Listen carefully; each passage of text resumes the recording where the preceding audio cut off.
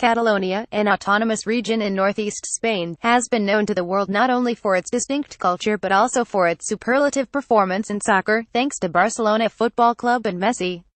Carles Puigdemont, who assumed the office of President of Catalonia region in January 2016, has however, managed to create not only a political dispute with the central government in Madrid but also a critical evolving political dynamic in Spain.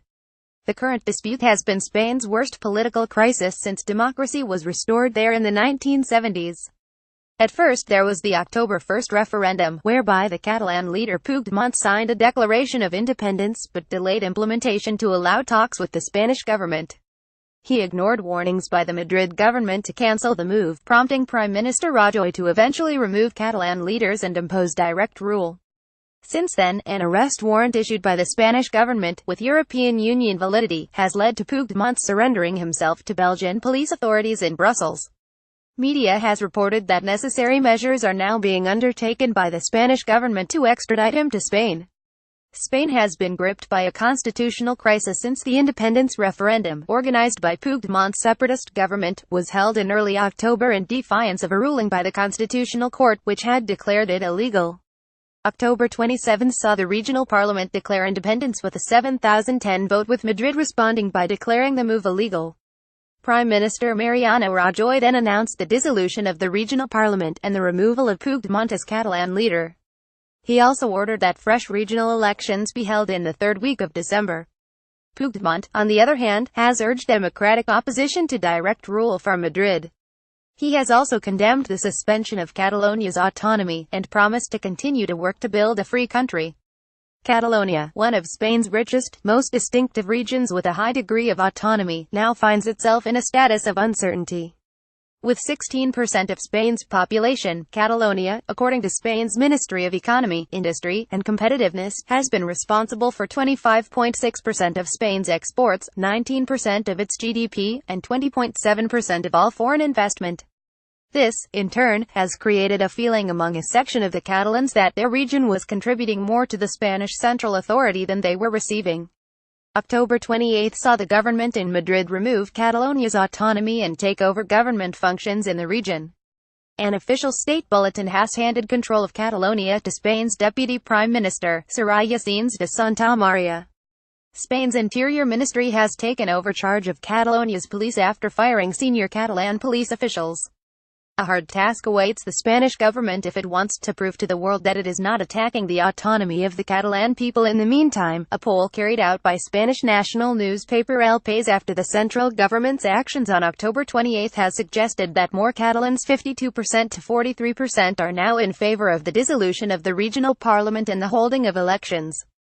55% of Catalan respondents have also opposed the declaration of independence, with 41% in favor. The response to this evolving drama from within the EU as well as other major countries has followed the expected path. Donald Tusk, President of the European Council, has observed that the Catalan Parliament's declaration of independence had changed nothing, adding that the EU would only deal with the central government in Madrid. Madrid's allies in the EU and the US have rallied behind Rajoy, voicing alarm over the latest constitutional crisis, and expressing support for a united Spain. Germany and the UK have also said that they back Spanish unity and do not recognize Catalonia's unilateral declaration of independence. The US has backed Madrid's efforts to keep the country united, and its State Department has commented Catalonia is an integral part of Spain, and the US supports the Spanish government's constitutional measures to keep Spain strong and united. The Bangladesh government has also come out in support of the Spanish government. The Scottish government, led by the pro-independence Scottish National Party, has, however, been critical of Spain for refusing dialogue, and has mentioned that imposition of direct rule by Madrid cannot be the solution. This evolving drama is being followed very carefully by the European economic institutions. Spain's Ministry of Economy has already increased its control over regional finances and started paying directly for essential services. Under the new proposal, Madrid is slowly taking full financial control. This is apparently being done not only to reassure those who have invested in Catalonia, but also to avoid any instability that might be unleashed by the declaration of independence and the consequent deterioration in economic governance. Nevertheless, nearly 1,700 companies have recently moved their legal headquarters out of Catalonia, a region accounting for only a fifth of Spain's economic output.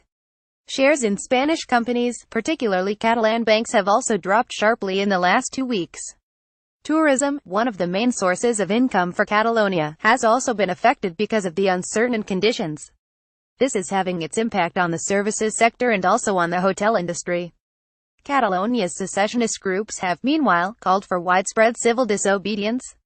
Leaders of the dissolved Catalan National Assembly have also asked civil servants not to follow orders from the Spanish government and urged them to follow peaceful resistance. It is, however, unclear whether such calls will be followed, as not all Catalans support breaking away from Spain. This is the first time the Spanish central government has curtailed regional autonomy since Francisco Franco's repressive 193,975 rule.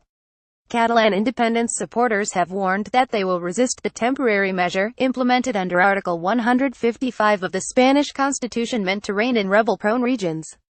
The far-left CUP party, an ally of Puigdemont, has already tweeted, "We will neither cave into Rajoy's authoritarianism nor to 155.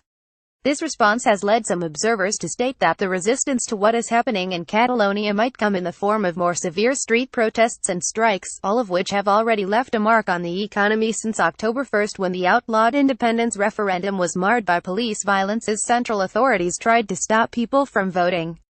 A hard task awaits the Spanish government if it wants to prove to the world and the people of Catalonia that it is not attacking the autonomy and the dignity of the Catalan people. The rest of Europe will now watch very carefully how Spain handles the narrative. They will do so because several other regions and subregions in several European countries have also been toying around with the idea of greater autonomy and possible separation. This includes the Faroe Islands in Denmark, Lombardy, Veneto, and Sicily regions in Italy, the Basque region in Spain, Corsica in France, Bavaria in Germany, and Scotland in the United Kingdom.